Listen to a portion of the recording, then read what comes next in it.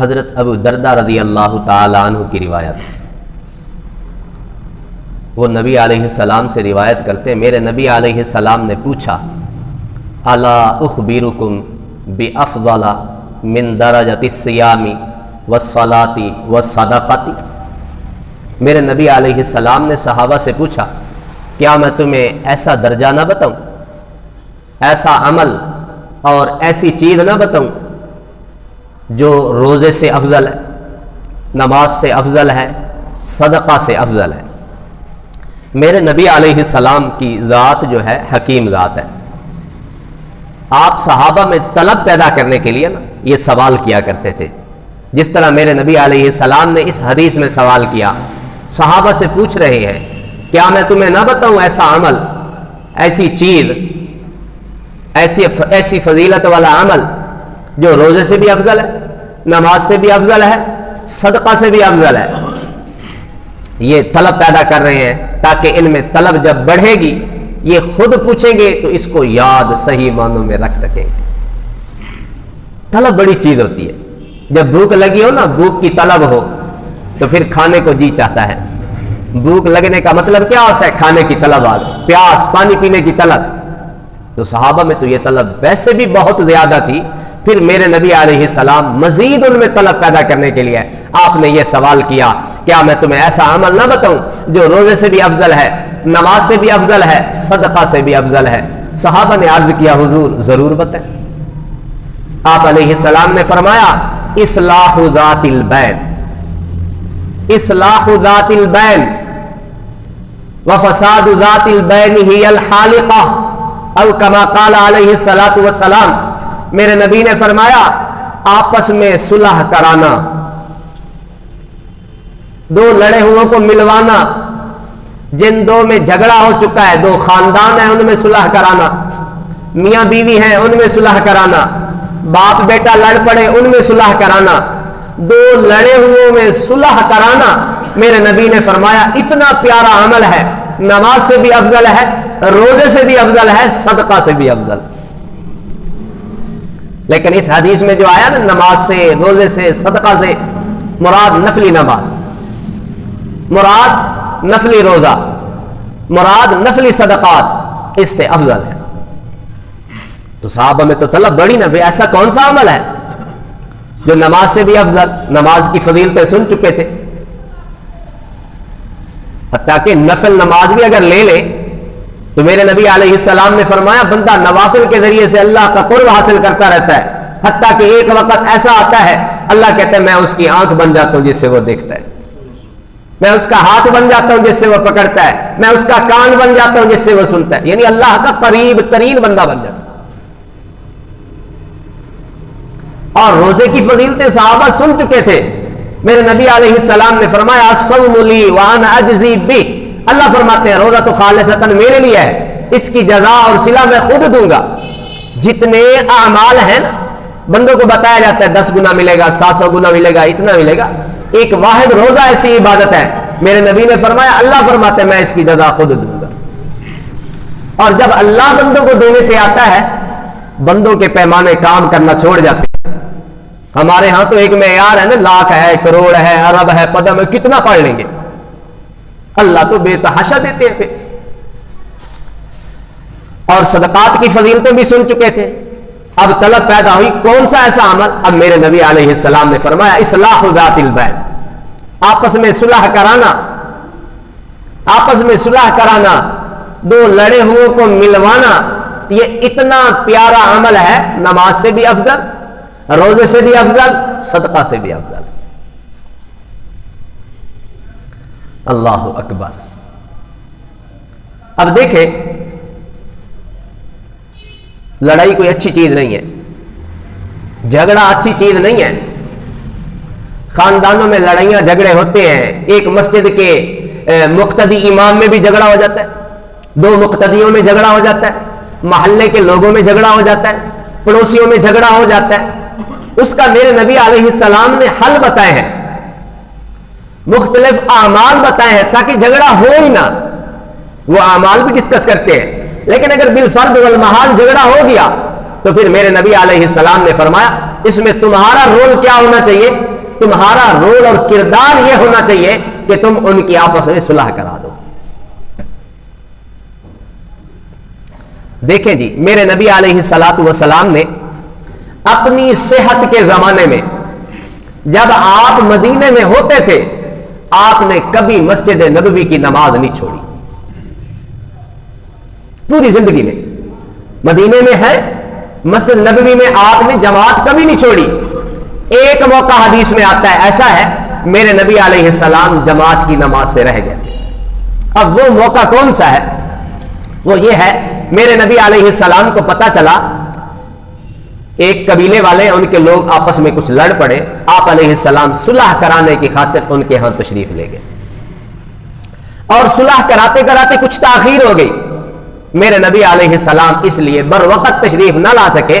حضرت عبد الرحمن ابن عوف رضی اللہ تعالی عنہ نے جماعت کی نماز پڑھائی۔ تو اس سے پتہ چلتا ہے کہ واقعی یہ عمل ایسا ہے کہ اگر دو حضرات لڑ پڑے ہیں ان میں صلح کرانا اتنا پیارا عمل ہے، یہ نماز سے بھی افضل، روزے سے بھی افضل، صدقہ سے بھی افضل۔ اللہ اکبر۔ میرے نبی علیہ السلام نے فرمایا وَفَسَادُ ذَاتِ الْبَيْنِ هِيَ الْحَالِقَةُ، آپس کے جو فسادات ہیں، آپس کے جو جھگڑے ہیں، نفرتیں ہیں، میرے نبی علیہ السلام نے فرمایا کہ یہ صفائی کر دینے والے ہیں۔ حالقہ حلق کر دینے والے ہیں، صاف کر دینے والے ہیں، مود دینے والے ہیں۔ اور پھر میرے نبی نے ایک حدیث میں یہ بھی سمجھایا، میرا مطلب یہ نہیں کہ یہ تمہاری لڑائیاں جھگڑے یہ تمہارے بالوں کو صاف کر دیں گے، میرے نبی نے فرمایا اس سے تمہارا دین صاف ہو جائے گا،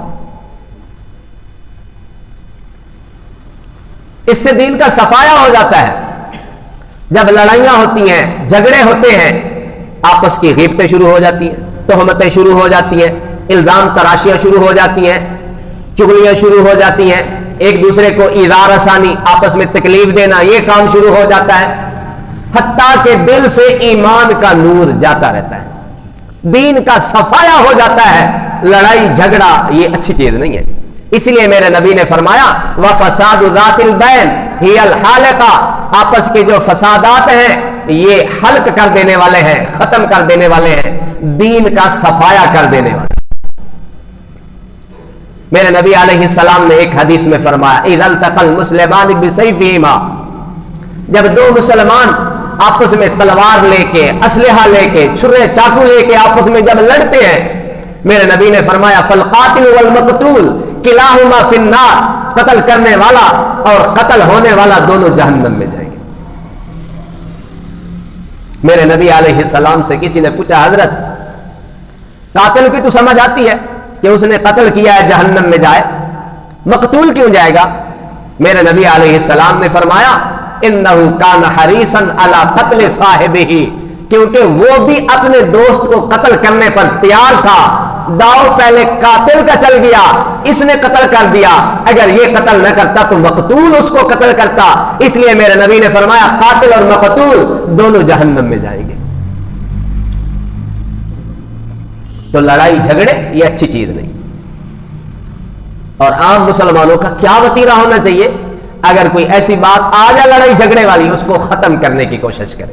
حتیٰ کہ میرے نبی علیہ السلام نے ایک حدیث میں فرمایا لیس الکذاب الذی یصلح بین الناس ویقول خیرا وینمی خیرا، میرے نبی نے فرمایا وہ بندہ جھوٹا ہی نہیں ہے جو لوگوں کے درمیان صلح کراتا ہے، خیر کی بات کہتا ہے، خیر پہنچاتا ہے، وہ بندہ جھوٹا نہیں ہے۔ بعض اوقات خلاف واقعہ بات کہنی پڑ جاتی ہے صلح کرانے والے کو، حضور علیہ السلام نے ترغیب دی کہ صلح کرانے والا اگر کوئی خلاف واقعہ بات کہہ دے وہ جھوٹا نہیں ہے۔ بعض فقہا نے تو یہاں تک لکھا کہ اگر صراحتاً بھی جھوٹ بول دے وہ جھوٹ بولنے والوں کی زد میں وعید میں نہیں آئے گا، صلح کرا رہا ہے۔ اب خلاف واقعہ بات کیسے؟ دیکھیں دو بندوں میں جھگڑا ہے، ایک بندہ جاتا ہے صلح کرانے کی خاطر، حضرت آپ صلح کر لیں، آپ تو اس سے لڑے ہوئے ہیں، ناراض ہیں، آپ اس کے شکوے شکایتیں کر رہے ہیں، وہ بندہ تو آپ کو اچھے لفظوں سے یاد کرتا ہے، حتیٰ کہ آپ کے لیے دعائیں کرتا ہے، اور دعا کرتا تو ہے. ہم لوگ جب دعا کے لیے ہاتھ اٹھاتے ہیں کیا کہتے ہیں؟ ربنا آتنا فی الدنیا حسنہ. اللہ ہم سب کو دنیا کی بھلائیاں نصیب فرما. سب میں جس سے لڑا ہوا وہ بھی تو آ گیا نا. اور اسی طرح جب ہم نماز میں ہوتے ہیں التحیات للہ والصلوات، یہ جب تشہد پڑھتے ہیں آگے کیا کہتے ہیں؟ السلام علینا، اللہ ہم سب پہ سلامتی نازل فرما. اور جب سلام کہتے ہیں السلام علیکم ورحمۃ اللہ، دائیں طرف سلام پھیرا، بائیں طرف سلام پھیرا. فقہا لکھتے ہیں جب دائیں طرف سلام پھیرے نا اس کی نیت یہی ہوتی ہے کہ دائیں طرف والے جتنے مسلمان ہیں جتنے بھی ہیں سب پر سلامتی، فرشتے ہیں سب پر سلامتی. بائیں طرف سلام پھیرا، اس طرف جتنے مسلمان ہیں فرشتے ہیں سب پر سلامتی. اگر اس کو بندہ یہ کہے کہ وہ تو تمہیں اچھے لفظوں سے یاد کرتا ہے اور تیرے لیے دعا کرتا ہے، تو اس سے لڑتا ہے، ہو سکتا ہے اس کا دل نرم ہو جائے گا، وہ صلح کرنے پہ آمادہ ہو جائے گا کہ میں خامخواہ غلط فہمی میں ہوں، وہ تو مجھے اچھے لفظوں سے یاد کرتا ہے، دعائیں کرتا ہے. تو ہمارا رویہ یہ ہونا چاہیے کہ ہم صلح کرانے کی کوشش کریں. بعض اوقات ایسا بھی ہوتا ہے کہ کچھ لوگوں کے مزاجوں میں یہ بات ہوتی ہے، ان کو دو بندے اچھائی سے سلوک سے رہتے ہوئے پسند نہیں آتے. ان کی کوشش یہ ہوتی ہے کہ کسی طرح ان میں لڑائی جھگڑا کروا دیں. ایسی بات اور ایسا شوشہ چھوڑیں گے وہ لڑتے لڑتے رہ جائیں گے. یقین مانے منبر رسول پہ بیٹھا ہوں، یہ عمل بڑا گھنونا اور بڑا مجرمانہ عمل ہے، اور ایسا عمل ہے حدیث کی روح سے تمہیں بتاتا ہوں کہ یہ اصل شیطان کا کرندہ یہ ہوتا ہے جو لڑانے والا کام کر رہا ہوتا ہے. دیکھیں ایک حدیث میں آتا ہے شیطان نے اپنے چیلے چھوڑے ہوتے ہیں، پوری دنیا میں وہ پھیلے ہوئے ہیں، اور شیطان کبھی کبھار سمندر کے اوپر اپنا تخت لگاتا ہے، پوچھتا ہے ہاں بھائی تم کیا کر کے آئے؟ ایک سے پوچھتا ہے، دوسرے سے پوچھتا ہے، تیسرے سے پوچھتا ہے. ایک کہتا ہے فلاں میں نماز پڑھنے جا رہا تھا، میں نے ایسا خیال دل میں ڈالا، بس وہ نماز سے ہٹ گیا، پیچھے چلا گیا، نماز پڑھنے نہیں گیا. شیطان کہتا ہے شاباش. دوسرا کہتا ہے میں نے ایک بندے نے روزہ رکھنے کا ارادہ کر رکھا تھا، میں نے اس کو روزے والے عمل سے پیچھے ہٹا دیا. شیطان کہتا ہے شاباش. ایک خیرات کا کہتا ہے وہ صدقہ کرنا چاہتا تھا، میں نے پیچھے ہٹا دیا. شیطان کہتا ہے شاباش. اب ایک چھوٹا چھوٹا شیطان ہوتا ہے، وہ کہتا ہے میاں بیوی بڑے خوشی ہنسی سے بس رہے تھے، میں نے ان میں ایسی بات ڈالی، ان میں ایسا لڑائی جھگڑا ہوا، وہ ایک دوسرے کے منہ دکھانے اور دیکھنے کے قابل نہیں رہے. شیطان اپنے تخت سے اٹھتا ہے، اس کو گلے ملتا ہے، ان آتا ہے شاباش کو تو چنگا کم تو کر کے ہے، تو ہے اصل میرا جانشین، تو ہے اصل میرا صحیح کرندہ جو تو لڑائی کروا کے آیا ہے. اس لیے میں معذرت سے عرض کرتا ہوں ایسا عمل اگر ہمارے اندر ہے اس سے توبہ طائب ہو جائے. میاں بیوی ہنسی خوشی سے بس رہے ہیں، بسنے دیں. بعض اوقات ایسا ہوتا ہے باپ وہ کردار ادا کرتا ہے، بہو اور بیٹا صحیح بس رہے ہوتے ہیں، ان میں کوئی نہ کوئی، بعض اوقات ماں ساس سسر، بعض اوقات عورت کی طرف سے ساس سسر. بیٹے کا سلوک ماں کے ساتھ بھی ٹھیک، باپ کے ساتھ بھی ٹھیک، لیکن عورت کی جو ساس سسر وہ ایسا کام اٹھاتے ہیں کہ لڑائی جھگڑے کروا کے رکھ دیتے. تو لڑائی جھگڑا کروانا یہ بہت ہی برا عمل ہے، حتیٰ کہ شیطان کا صحیح معنوں میں جانشین یہی ہے، شیطان کا خلیفہ یہی ہے جو یہ کام کروا رہا ہوتا ہے. اس لیے اس عمل سے ہم لوگ توبہ طائب ہو جائیں. کہیں ہم تو ایسا عمل نہیں کر رہے کہ ہماری وجہ سے کسی میں لڑائی جھگڑا ہو جائے. لڑائی جھگڑا تو دور کی بات، کسی کو اذیت دینا بھی جائز نہیں ہے. اذیت دینا، تکلیف دینا، دل دکھانا بھی ٹھیک نہیں ہے. سنن ابن ماجہ کی حدیث ہے، میرے نبی علیہ السلام بیت اللہ کا طواف فرما رہے ہیں. بیت اللہ کا طواف کرتے کرتے میرے نبی اچانک ٹھہر گئے. میرے نبی نے بیت اللہ کی طرف دیکھا اور فرمایا بیت اللہ تو کتنا عظیم ہے، تیری حرمت کس قدر محترم ہے، تجھے اللہ نے اپنا گھر قرار دیا ہے. اے بیت اللہ ایک چیز تجھ سے بھی زیادہ محترم ہے، وہ ایک مسلمان کا خون ہے، مسلمان کا مال ہے. मुसलमान की इज्जत व आबरू तुझसे भी ज्यादा मोहतरम है। आज अगर कोई बैतुल्लाह को ढाने की कोशिश करे, गिराने की कोशिश करे, कितना बुरा समझा जाता है। यह कितना गंदा अमल है, ये कितने गंदे लोग हैं बैतुल्लाह को ढा रहे थे। और एक मुसलमान जो मुसलमान का दिल ढाता है, मुसलमान का दिल दुखाता है, मुसलमान की इज्जत व आबरू पे हमले करता है, मुसलमान के माल चुराता है, माल गस्ब करता है, जो भी इस किस्म का काम करता है, ये बैतुल्लाह को ढाने से भी ज्यादा गुनाह है। बैतुल्लाह को ढाना ये हुकूकुल्लाह में है, और हुकूकुल इबाद में से यह है कि एक बंदे की इज्जत व आबरू पे हमला किया, एक बंदे का माल गस्ब किया। एक हदीस में आता है, मेरे नबी अलैहिस्सलाम ने फरमाया, क़यामत वाले दिन हर आदमी के अमाल के 3 किस्म के रजिस्टर होंगे, या उस रजिस्टर के 3 हिस्से होंगे। एक में ऐसा अमल होगा कि उसको मेरा रब कभी माफ नहीं करेगा। दूसरे हिस्से में ऐसा अमल लिखा होगा, अल्लाह हर हक वाले को उसका हक दिलवाएंगे। तीसरे में जो लिखा हुआ होगा उसमें मेरा रब चाहेगा तो बख्शिश के दरवाजे खोल देगा, और मेरा रब चाहेगा तो पकड़ेगा। एक में जो लिखा हुआ है, जिसको मेरा रब कभी माफ नहीं करेगा, वो इंसान का कुफ्र और शिर्क लिखा हुआ है। इंसान का शिर्क और जो कुफ्र लिखा हुआ है ना, इसको मेरा रब कभी माफ नहीं करेगा। इन्नल्लाह ला यगफिरु अन युशरका बिही, वाज़े ऐलान है मेरे रब का कि मैं मुशरिक को कभी माफ नहीं करूंगा। लेकिन इस मुशरिक और शिर्क से मुराद यह है कि वो इस हाल में दुनिया से गया कि उसने शिर्क से तौबा नहीं की थी। अगर कभी कोई मुशरिकाना अमल हुआ, कोई शिरकिया कलमा कह बैठा, कोई काफिराना अमल हुआ, कोई काफिराना अमल कर बैठा, कोई कुफरिया कलमा कह बैठा, तौबा तायब हो गया, वो इसमें नहीं आता। क्योंकि हदीस में है, अत्ताइबु मिनज़ ज़ंबी कमल्ला ज़ंबला, गुनाहों से तौबा करने वाला ऐसे होता है जैसे उसने किया ही नहीं। इसलिए मैं आप तमाम हजरात से रिक्वेस्ट करता हूं, बाज़ औक़ात बंदा ला इल्मी में, अनजाने में कोई शिरकिया कलमा कह बैठता है, कोई शिरकिया काम कर बैठता है, कोई कुफरिया कलमा कह बैठता है, कोई कुफरिया काम कर बैठता है, अल्लाह से तौबा तायब हो जाए। अल्लाह, अगर मैंने कोई शिरकिया जुमला कहा, कोई शिरकिया काम किया, अल्लाह मेरी तौबा है, ताकि क़यामत वाले दिन हमारे रजिस्टर में यह चीज ना दर्ज हो। तो इंसान का शिर्क और कुफ्र एक हिस्से में लिखा होगा, उसमें माफी कोई नहीं, और दूसरे हिस्से में जिसके मुताल्लिक यह आता है, अल्लाह हर साहिब हक को उसका हक दिलवाएंगे, हुकूकुल इबाद दर्ज होंगे। बंदों के हुकूक गस्ब किए थे। जिस तरह एक हदीस में मेरे नबी अलैहिस्सलाम ने पूछा ना, बताओ मेरी उम्मत का गरीब तरीन आदमी कौन है? किसी ने अर्ज किया, हुजूर जिसके पास पैसा नहीं, माल नहीं, जमीनें नहीं, जायदादें नहीं। फरमाया मेरी उम्मत का गरीब तरीन बंदा वो है जो क़यामत वाले दिन इतनी नेकियां लेकर आएगा, बड़े से बड़े पहाड़ पर रख दी जाए, पहाड़ वजन से दब जाए, लेकिन हुकूक लेने वाले लोग आ जाएंगे।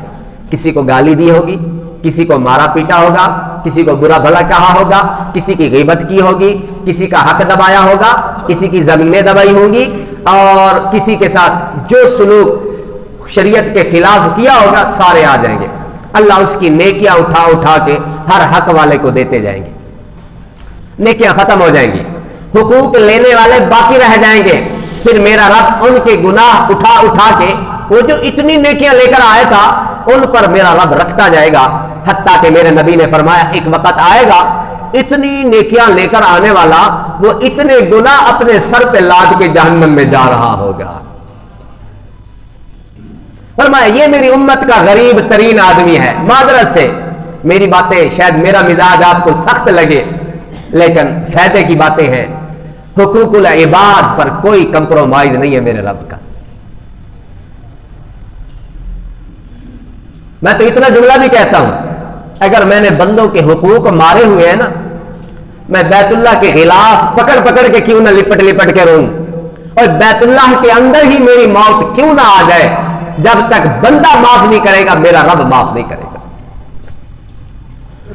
اللہ تو مالک یوم الدین ہے، اللہ نے روز جزا یہ سارے فیصلے کرنے ہیں. حتیٰ کہ اتنا بھی لکھا ہے احادیث میں، اگر سینگ والی بکری نے بغیر سینگ والی بکری کو مارا ہوگا، قیامت والے دن میرا رب ان کو بھی پیدا کر کے حق دلوائے گا. انسان تو انسان ہے. یقین مانے، میں ایسے علاقوں میں رہا ہوں بڑے بڑے، اللہ سے امید ہے آپ لوگ ایسے نہیں ہوں گے، میں ان کی بات کر رہا. صف اولا کے نمازی، حاجی، لیکن لوگوں کے حقوق مارتے ہوئے وہ ذرا بھی نہیں جھجکتے. اپنی زمین ہے نا، زمین کو صاف کرتے کرتے کرتے کرتے، گھاس صاف کرتے کرتے، ایک بلشت دو بلشت بس آگے ہی ہو جائیں گے، بڑھ جائیں گے. میرے نبی علیہ السلام نے فرمایا جس نے کسی کی زمین ایک بالشت دبائی، قیامت والے دن میرا رب 7 زمینیں اٹھا کے اس کے گلے میں ڈال دے گا. ہم وہاں یہاں دنیا میں ایک بالٹی نہیں اٹھا سکتے، وہاں وزن اٹھا لیں گے، کیا بنے گا ہمارا؟ اور یہ تو معذرت سے معمول بن چکا ہے ہمارا. بیٹیوں کو وراثت نہیں دینی، بیگم کو نہیں دینی، مسز کو نہیں دینی وراثت، اور بیٹوں میں بھی فرق کر جاتے ہیں. حضرت نعمان بن بشیر میرے نبی کے ایک صحابی ہیں، آئے میرے نبی کی خدمت میں، یا رسول اللہ میں نے اپنے بیٹے کو ایک غلام دیا ہے، گواہ بن جائیے. میرے نبی نے فرمایا کیا تو نے اپنی ساری اولاد کو ایک ایک غلام دیا ہے؟ انہوں نے عرض کیا حضور نہیں. فرمایا پھر میں محمد اس ظلم پر گواہ نہیں بنتا. اللہ نے جو شریعت نے حصہ متعین کیا ہے بیٹی کا، کیوں محروم کرتے ہیں؟ ایک مفسر قرآن نے حدیث لکھی ہے، جس بندے نے کسی وارث کو، دل کے کانوں سے سنیے، جس بندے نے کسی وارث کو اس کی میراث سے محروم کیا، اللہ قیامت والے دن پوری جنت سے محروم کر دے گا.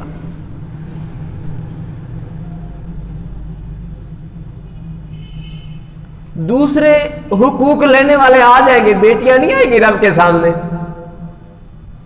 اللہ میرا ایک مرلہ زمین کا بنتا تھا، باپ نے وہ بھی نہ دیا. اللہ یہ میرا بھائی ہے، ویسے محبت کے دعوے کرنے والا، جب باپ دنیا سے رخصت ہوا پوری زمین پہ خود قابض ہو گیا، میں ساتھ میں بھوکی پیاسی رہی، میرا خیال تک نہ کیا. کیا بنے گا؟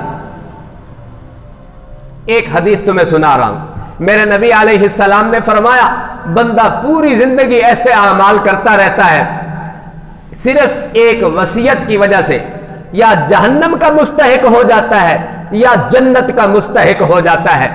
وہ اگر اس نے وصیت ٹھیک کی تو پوری زندگی برے اعمال کرنے والا بھی وصیت ٹھیک کرنے کی وجہ سے جنت کا مستحق ہو جائے گا، اور پوری زندگی نیکیاں کرنے والا، صف اولا کا نمازی، حاجی، غازی، روزے دار، پوری زندگی نیکیاں کی لیکن وصیت غلط کر بیٹھا، وراثت میں غلط کر بیٹھا، اللہ جہنم کا مستحق ٹھہرا دیتے ہیں. اس لیے ڈریے. میرے نبی علیہ السلام نے فرمایا انما الاعمال بالخواتیم، اعمال کا دار و مدار خاتمے کے اوپر ہوتا ہے. خاتمہ اچھا تو منزل اچھی، خاتمہ برا تو منزل بری. اور ایک حدیث میں آتا ہے بندہ پوری زندگی نیک اعمال کرتا ہے، صرف ایک بالشت کا فاصلہ رہ چکا ہوتا ہے جنت میں پہنچنے کے لیے، پھر ایسی کوئی اس کی کایا پلٹتی ہے، جہنمیوں والے اعمال شروع کر دیتا ہے، جہنم میں جا پہنچتا ہے. اور ایک بندہ پوری زندگی جہنمیوں والے اعمال کرتا ہے، جہنم میں اور اس بندے میں صرف ایک بالشت کا فاصلہ رہ چکا ہوتا ہے، جنتیوں والے اعمال شروع کر دیتا ہے، جنت میں جا پہنچتا ہے. اللہ سے ڈرے، توبہ طائب ہو جائیں. بیٹیوں کا حصہ بنتا ہے، بیٹیوں کو حصہ دے. بہنوں کا حصہ ہے، بہنوں کو حصہ دے. ایک میرا مقتدی تھا، وہ کہتا تھا قاری صاحب میں کیا کروں، میں تو دینا چاہتا ہوں मेरा भाई एक और है, वो तैयार नहीं होता बहनों को हिस्सा देने के लिए। मैंने कहा अल्लाह का वास्ता, जो तू देना चाहता है, तेरा जो हिस्सा बनता है बहनों वाला, तू वो तो दे दे। अगर तूने वो दे दिया, क़यामत वाले दिन तू नहीं पकड़ा जाएगा, और भाई नहीं देगा दूसरा, वो तो पकड़ा जाएगा। बस ये एक हुज होती है, ये एक दलील होती है, एक कोई ना कोई बात ढूंढनी होती है जी। ओ भाई नहीं मनदा थे, ओ भाई नहीं मनदा थे, मैं हुण के करा भाई? जो मेरे हिस्से में जो मेरी बहन का हिस्सा है, मैं वो निकाल के दे दूं।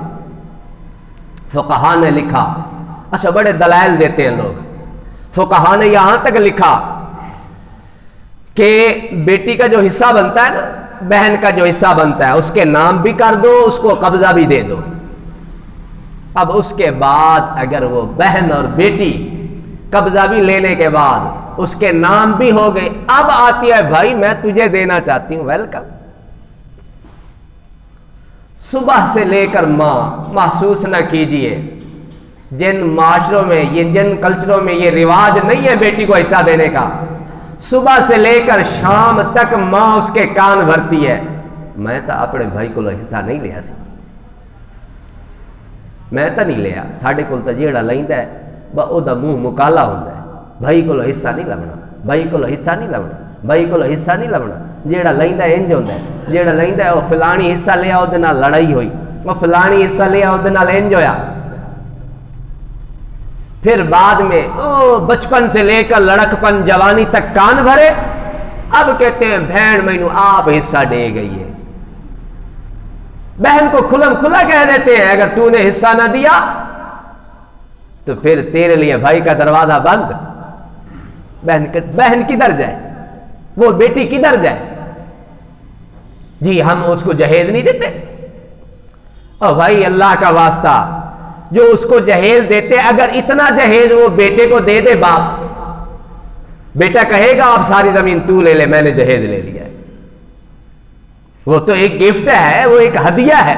बाप ने अगर बेटी को दे दिया तो क्या हो गया? अपना पता नहीं है। अगर जहेज 10 लाख का बनता है, वालिद बेटे को 50 लाख का मकान बना के देता है। अगर 10 लाख से उसका हिस्सा खत्म हो गया, 50 लाख से तेरा हिस्सा खत्म नहीं हुआ, फिर भी तू सारी जमीन पे काबिज होकर बैठ गया कि बहन को जहेज मिला था।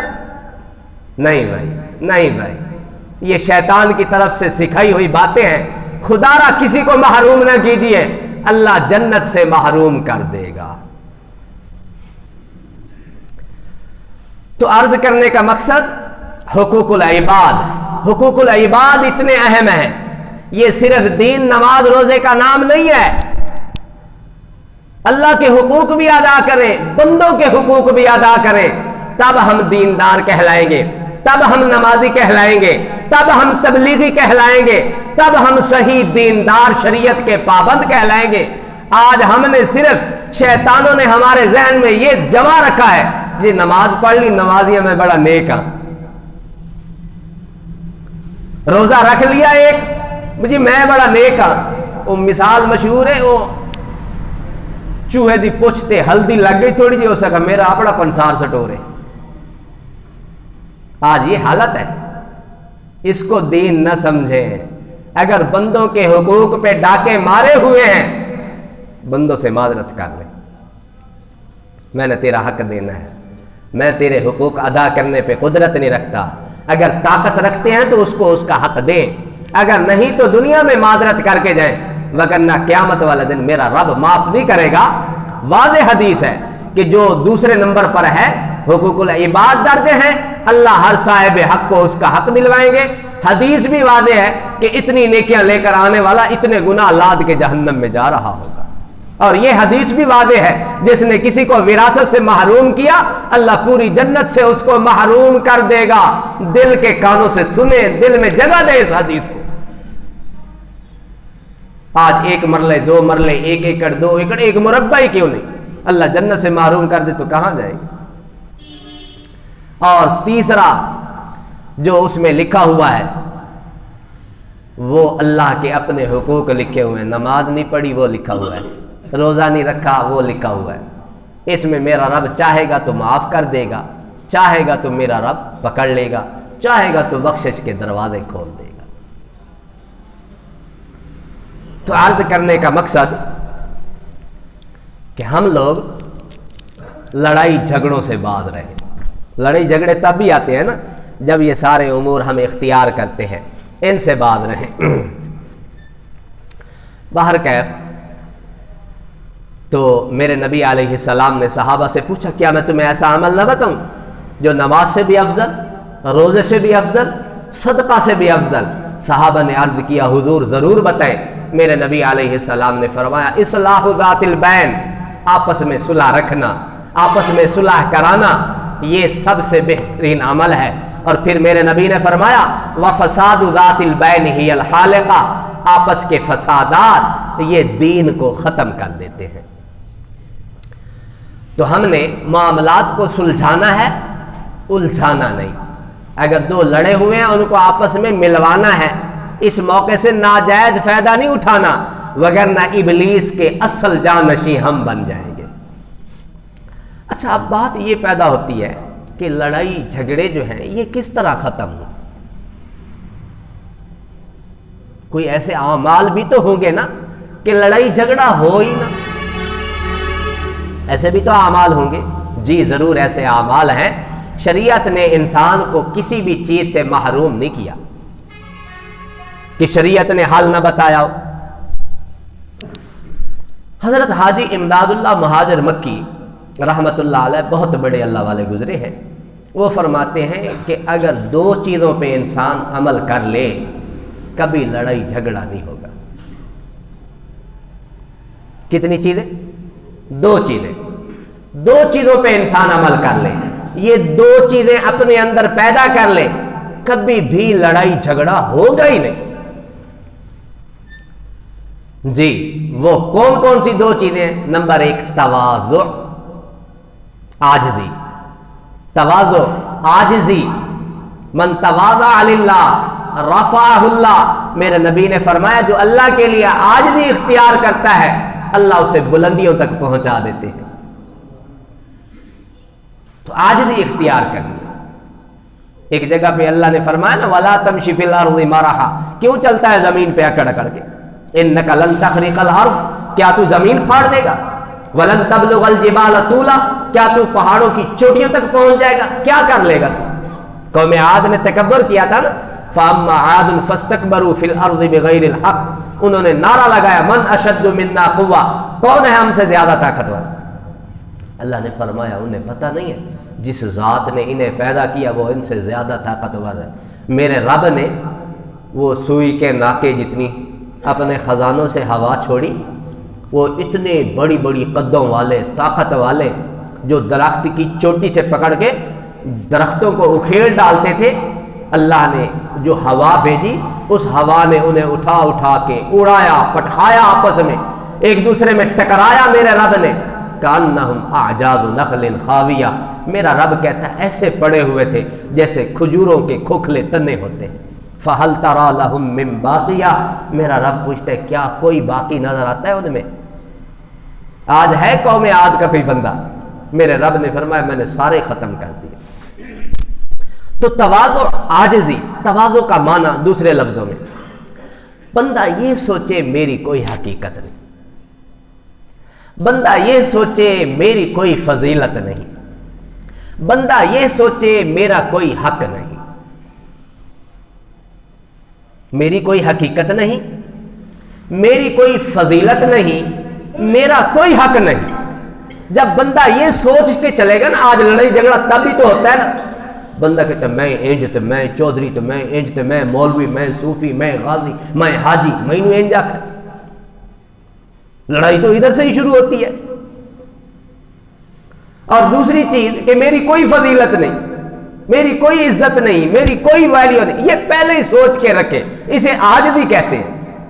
جب میں پہلے ہی سوچ کے رکھوں گا میری کوئی حقیقت ہی نہیں, میں تو اللہ کا بندہ ہوں, رب کے احکام کا پابند ہوں, میرا رب جو حکم دے گا میں من و عن ماننے کے لیے تیار ہوں, میری کوئی حقیقت نہیں, میں کچھ نہیں, میرا کچھ نہیں, یہ سوچ کے رکھے. میری کوئی فضیلت نہیں, میری کوئی عزت نہیں, میرا کوئی احترام نہیں, یہ سوچ کے رکھے.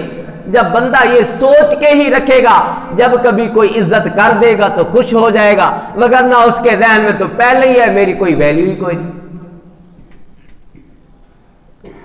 دوسرے نمبر پر میرا کوئی حق نہیں۔ تیسرے نمبر آج ہر بندہ یہ کہتا ہے میں جی بزرگ ہاں میرا پت احترام نہیں کیتا، میں انج ہاں میرا اونج نہیں ہویا، میرا اے حق ہے وہ نہیں ملا، میرا اے حق۔ جب بندہ یہی سوچ کے رکھے گا میرا کوئی حق ہی نہیں، پھر لڑائی جھگڑا کہاں؟ اس لیے حضرت نے بڑی بات بتائی ہے کہ تواضع اور ایثار دو چیزیں۔ پہلے نمبر پر تواضع اپنے اندر اختیار کر لے، انشاءاللہ کبھی لڑائی جھگڑے کی نوبت نہیں آئے گی۔ حضرت تھانوی رحمۃ اللہ علیہ نے بھی ایک بڑی عجیب بات لکھی ہے۔ وہ فرماتے ہیں بندہ یہ سوچے کہ دنیا اس کی اصل بناوٹ ہی کسی کو تکلیف دینا ہے۔ دنیا جو ہے یہ فائدہ دینے والی نہیں ہے۔ وہ ایک شاعر ہے نا فارسی کا، اس نے بھی ایک شعر کہا، دنی دنیا کسے بے غم نہ باشد، اگر باشد بنی آدم نہ باشد۔ اس دنیا میں کوئی بھی ایسا نہیں ہے جس کو غم نہ ہو، اگر کوئی ایسا ہے جس کو غم نہیں تو وہ انسان نہیں۔ تو حضرت تھانوی نے بڑی عجیب بات لکھی، فرمایا یہ سوچ کے رکھے کہ دنیا ہے ہی تکلیف دینے والی، الدنیا سجن المؤمن۔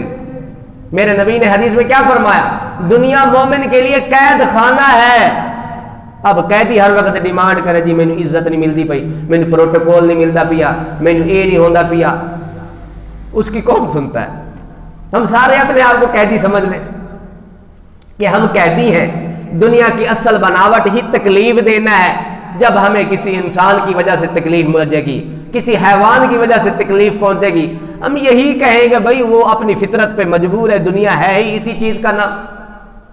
اور اگر کبھی خوشی ملی، عزت ملی، اگر کوئی پروٹوکول ملا تو پھر رب کا شکریہ ادا کریں گے، اللہ دنیا تو تکلیف پہنچانے والی تھی، تیرا شکر ہے آج عزت ہی مل گئی۔ تو حضرت حاجی امداد اللہ مہاجر مکی نے یہی لکھا کہ انسان تواضع اختیار کرے۔ دوسرے نمبر پر ایثار یہ ہوتا ہے میں اپنی راحت، چین، سکون، آرام کو قربان کر دوں۔ مینوں راحت نہ ملے خیر ہے، چین نہ ملے خیر ہے، سکون نہ ملے خیر ہے، میرے ایس بھائی نو چین مل جاوے، سکون اینو مل جاوے، راحت اینو مل جاوے، یہ ایثار ہے،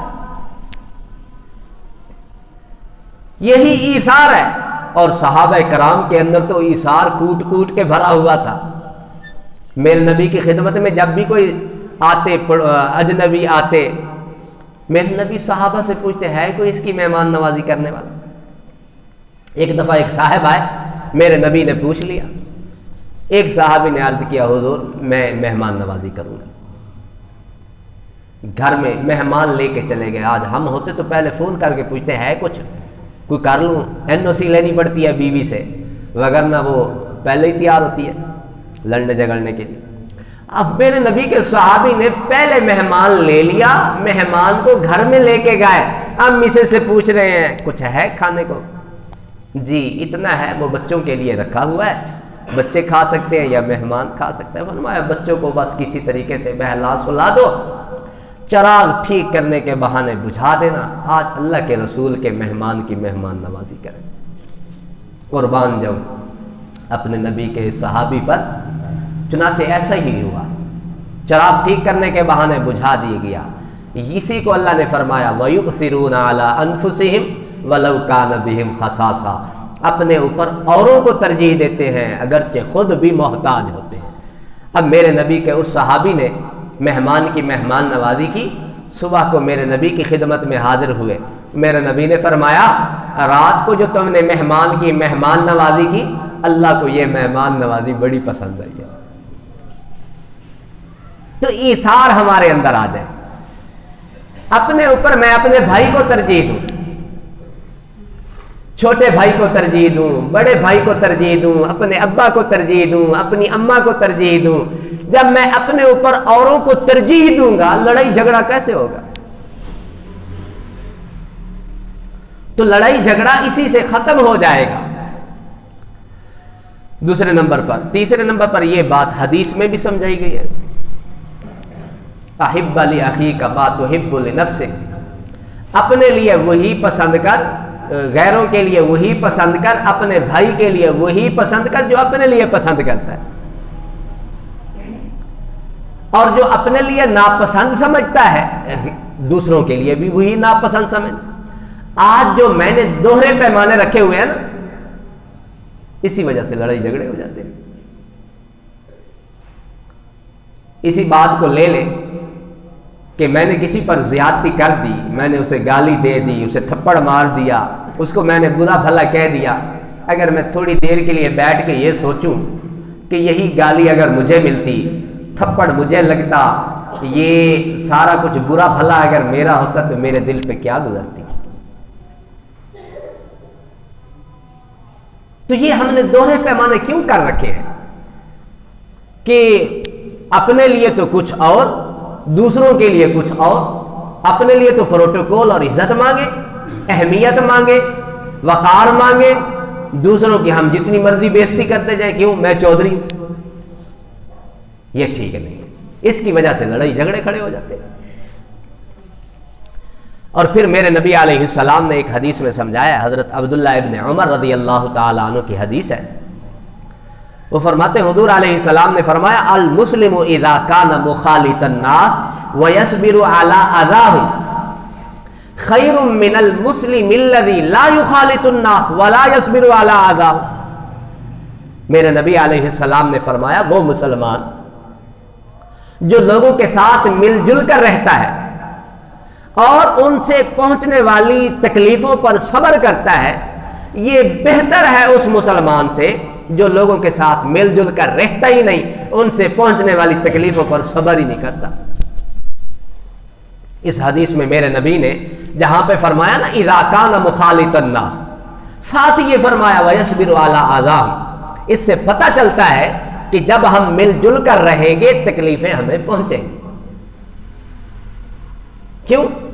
اللہ نے دیکھیں صرف ایک بلشت کا چہرہ ہے، آنکھیں ہیں، ناک ہے، کان ہے، جب سے حضرت آدم علیہ السلام سے لے کر قیامت تک آنے والے آخری انسان کو سب کو اللہ نے چہرہ دیا ہے بھی وہی ناک، وہی آنکھ، وہی کان، کسی کا چہرہ کسی سے ملتا ہے؟ ملتا ہے؟ نہیں ملتا۔ اور یہ بھی نہیں کہ میرا رب نے پچھلوں کی کاپیاں آپ بھیج رہا ہو، ختم ہو گئے نقشے، اب دوسروں کی کاپیاں آ رہی، نہیں، یہ بھی بات نہیں۔ میرا رب ایسا بنانے والا ہے، اور یہ انگلیوں کے پورے اور پھر ان پوروں کی لکیریں، آج وہ نادرا والے سارے لکیروں پہ ہی کام کر رہے ہیں، بینکوں والے لکیروں پہ کام چلا رہے ہیں۔ کیوں؟ جتنے لوگ ہیں سب کی یہ لکیریں ڈیفرنٹ ہیں، کسی کی بھی لکیر کسی کے ساتھ ملتی نہیں۔ اس لیے وہ ایک سائنٹسٹ تھا نا، اللہ نے قرآن میں فرمایا نا اَيَحْسَبُ الْإِنسَانُ أَن لَّن نَّجْمَعَ عِظَامَهُ، انسان کیا گمان کرتا ہے کہ ہم نہیں اسے جمع کریں گے اس کی ہڈیوں کو؟ بَلَا قَادِرِينَ عَلَىٰ أَن نُّسَوِّيَ بَنَانَا، اللہ نے فرمایا کیوں نہیں، غلط سوچ رہا ہے، ہم تو اس کے پورے پورے یہ دوبارہ بنائیں گے، پورے پورے بنائیں گے۔ اس سائنٹسٹ نے جب یہ آیت سنی نا، وہ اسلام لے آیا، اس نے کہا واقعاتاً وہ خالق ہے جو پوروں کو بنانے پہ دوبارہ قادر ہے، وگرنہ کسی کا کمال، کوئی کسی کے اندر یہ بات نہیں ہے کہ یہ پورا بنا سکے۔ تو میرا رب ہے، جب پورے نہیں ملتے، جب چہرے نہیں ملتے، جب قد کاٹ نہیں ملتے، جب ہم اکٹھے رہیں گے ہمارے مزاج بھی مختلف ہیں، مزاج بھی کسی کا نہیں ملتا۔ باپ چاہے کہ میں جیسے کہوں 100% بیٹا ویسے کرے، ہو ہی نہیں سکتا، اور بیٹا یہ چاہے کہ جیسے میں کہوں 100% ابا ویسے کرے، ہو ہی نہیں سکتا۔ خاوند کہے جیسے میں چاہوں 100% بیوی میری ویسے بن کے رہے، ہو ہی نہیں سکتا، مزاج مختلف۔ اور بیوی چاہے کہ ہسبینڈ میرا وہ ویسے رہے جیسے میں چاہتی ہوں، ہو ہی نہیں سکتا۔ یہ تو 14ویں 15ویں صدی کی بات ہے۔ میرے نبی علیہ الصلوۃ والسلام کے صحابہ، انبیاء کے بعد درجہ ہے تو حضور کے صحابہ کا، اور پھر شیخین حضرت ابو بکر حضرت عمر، میرے نبی جب بھی نام لیتے تھے ان کا اکٹھے، خرج ابو بکر و عمر، ذهب ابو بکر و عمر، جاء ابو بکر و عمر، نام ساتھ ساتھ۔ ان کے مزاج بھی آپس میں مختلف تھے۔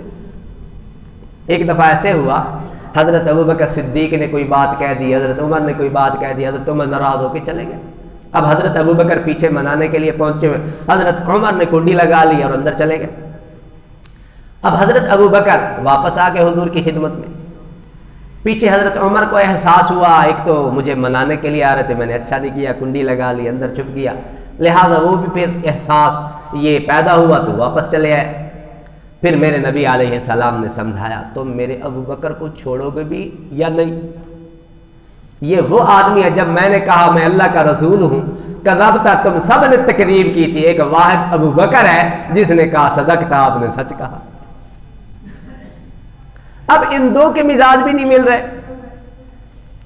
اور پھر میرے نبی علیہ السلام کی ازواج، آج ہم اپنی میاں بیوی کی باتیں کرتے ہیں، میری بیوی میرے مزاج کے مطابق چلتی نہیں، بڑی پریشانی ہے جی۔ اب حضور علیہ السلام ام عائشہ کو فرما رہے ہیں، عائشہ جب تو مجھ سے ناراض ہوتی ہے مجھے پتہ چل جاتا ہے۔ کیسے یا رسول اللہ؟ میرے نبی نے فرمایا جب تو مجھ سے ناراض ہوتی ہے تو کہتی ہے رب ابراہیم کی قسم، جب راضی ہوتی تو کہتی ہے رب محمد، محمد کے رب کی قسم۔ اب ام عائشہ نے فرمایا حضور انی لا اہجر الا اسمک، حضور بس میں چھوڑتی ہوں تو آپ کا نام ہی چھوڑتی ہوں، آپ کی محبت تو میرے سینے میں ہے۔ اب اختلاف تو ادھر بھی ہو رہا ہے، حضور کی جو دو سوکنے ہیں ان میں بھی اختلافات ہیں۔ تو یہ مزاجوں میں جو اختلاف ہے اس کی وجہ سے تکالیف پہنچتی ہے۔ یہ ممکن ہی نہیں ہے کہ میں ایک گھر میں رہوں، بیٹے کی طرف سے تکلیف نہ پہنچے، بیٹی کی طرف سے نہ پہنچے، بیوی کی طرف سے نہ پہنچے، ساس کی طرف سے تکلیف نہ پہنچے، سسر کی طرف سے تکلیف نہ پہنچے، تکلیفیں پہنچیں گی۔ اب حضور فرما کیا رہے ہیں، ایسا بندہ جو لوگوں کے ساتھ مل جل کر رہتا ہے ان سے پہنچنے والی تکالیف پر صبر کرتا ہے۔ فرمایا یہ بہتر ہے اس مسلمان سے جو لوگوں کے ساتھ مل جل کر رہتا ہی نہیں اور ان سے پہنچنے والی تکالیف پر صبر ہی نہیں کرتا۔ اب ہمیں یہ سکھایا جا رہا ہے کہ صبر کرنا ہے، اور صبر میں انما یوفی الصابرون اجرہم بغیر حساب، بغیر حساب کے رب اجر دے گا۔ اور ایک اور حدیث میں میرے نبی علیہ السلام نے فرمایا ما من احد اصبر، ما من احد اصبر اذن سمعه من اللہ يدعون له الولد ثم يعافيهم ويرزقهم۔ فرمایا کائنات میں جتنی بھی ذاتیں ہیں کوئی بھی ذات ایسی نہیں جو لوگوں سے پہنچنے والی تکالیف پر اتنا صبر کرے جتنا میرا رب صبر کرتا ہے۔ فرمایا لوگ ان کے لیے اولادیں ثابت کرتے ہیں، نصارہ یہ کہتے ہیں وقالت النصارى المسیح ابن اللہ، حضرت مسیح اللہ کے بیٹے ہیں، نصارہ کہتے ہیں۔ وقالت الیہود عزیر ابن اللہ، یہود یہ کہتے ہیں حضرت عزیر اللہ کے بیٹے ہیں۔ اس حدیث میں آتا ہے لوگ اللہ کے لیے اولاد ثابت کر رہے ہیں، مشرک کہتے تھے فرشتے اللہ کی بیٹیاں ہیں۔ اس کے باوجود میرے نبی نے فرمایا ثم یعافیہم، اللہ ان کو عافیت بھی دیتا ہے، ویرزقہم، ان کو رزق بھی دیتا ہے۔ تو اللہ سے زیادہ کوئی بھی بندوں کی تکالیف پر بڑھ کے صبر کرنے والا نہیں۔ اور ہمیں حکم ہے تخلقوا باخلاق اللہ، کہ اللہ والے اخلاق اپنے اندر پیدا کریں۔ جب اللہ رب العزت جو پوری کائنات کا مالک ہے، یقین مانے دیکھ لے کتنے پرسنٹ مسلمان، پھر مسلمانوں میں سے دیکھ لے کتنے پرسنٹ مشرک ہیں، کتنے پرسنٹ موحد ہیں، پھر جو موحد ہیں ان میں سے دیکھ لے کتنے پرسنٹ ہیں جو اللہ کے مطیع اور فرما بردار ہیں، کتنے پرسنٹ ہیں جو حقوق اللہ اور حقوق العباد پورے کر رہے ہیں۔ میرا رب بھی تو ساروں کو دیکھ رہا ہے، ساروں کو پھر عافیت بھی دیے ہوئے ہے، ساروں کو میرا رب رزق بھی دے رہا ہے۔